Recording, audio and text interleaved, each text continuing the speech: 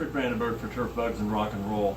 And one aspect of my job is I get a lot of people sending me photos or specimens or whatever saying, can you identify this particular insect pest? And you know, the photos oftentimes are mobile phone cameras. Sometimes it's hard to get the focus and the resolution, so sometimes that's a little bit challenging. But one of the biggest challenges is when someone ships me a sample, which I actually get quite a few of during the year, and that care is not taken to properly send it. Sometimes I get things that when they show up are just some gooey, slimy mix or whatever, and I can't figure it out, and when I opened up, the smell is atrocious, and that's not necessarily a pleasant experience.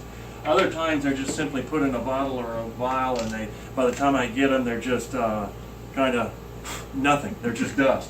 So that happens a lot, and hope that's not toxic. That happens a lot, and then it means I can't really identify it in most cases. So a couple things. Number one is when you send a sample, make sure you send it in some sort of a bottle or container that seals tightly. Oftentimes people they'll go to the drugstore and they'll buy some rubbing alcohol and they'll put it in a jar, and it'll be like an aspirin or an ibuprofen bottle that just has a snap-on lid. Well, those don't seal, and by the time it gets to me, it's dried out, and all the liquid's gone, and the specimen's dried out, and it's rotted and that sort of thing, and I really can't identify what it is. So, you know, that doesn't work if it's not a tight sealed container. Just look for a jar that has a screw-on cap, hopefully has some sort of a paper gasket or rubber gasket, so it will seal tight and show up. I discourage you from using glass jars, even though you can find ones that jelly and jams or preserves or your homegrown green beans came in. Those oftentimes will get broken, and plus it takes a lot of alcohol or whatever to preserve it.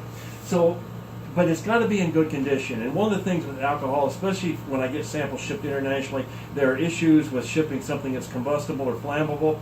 So we've recently tried something that really works well for us.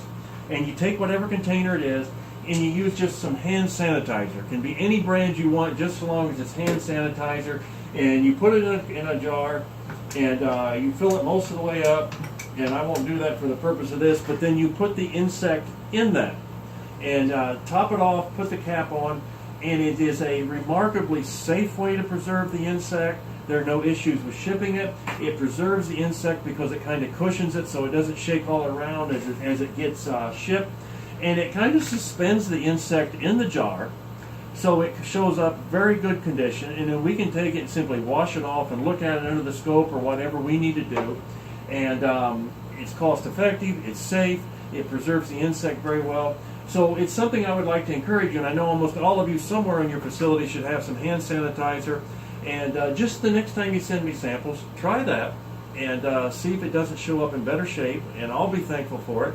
You'll be thankful because I don't have to reply back and say, send me a second sample and this time do it correctly. So it's hand sanitizer, a tightly sealed container, send it to me. We'll get your results back in good shape. Hope that helps. Look forward to talking with you again soon.